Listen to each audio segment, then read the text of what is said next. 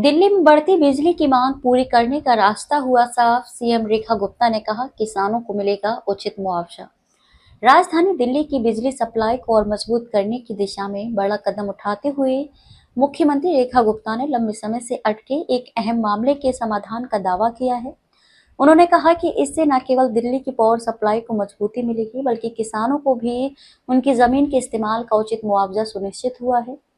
सरकार कर रही प्लान पर काम। भारत सरकार की company power grid corporation of India limited PGCIL Rajasthan से दिल्ली तक बिजली पहुंचाने के लिए अंतरराज्यीय ट्रांसमिशन सिस्टम आईएसटीएस परियोजना पर काम कर रही है। यह परियोजना उत्तर और उत्तर पश्चिमी दिल्ली के लगभग 20 गांवों से होकर गुजर रही है, जिनमें औचंदी, हरेवली, मुंगेशपुर और कुतुबगढ़ जैसे गांव प्रमुख हैं। नरेला में बड़ा सब स्टेशन भी बनाया जाएगा। इस परियोजना से दिल्ली को पर्याप्त और स्थिर बिजली आपूर्ति सुनिश्चित होगी। किसानों को मिलेगा उचित मुआवजा।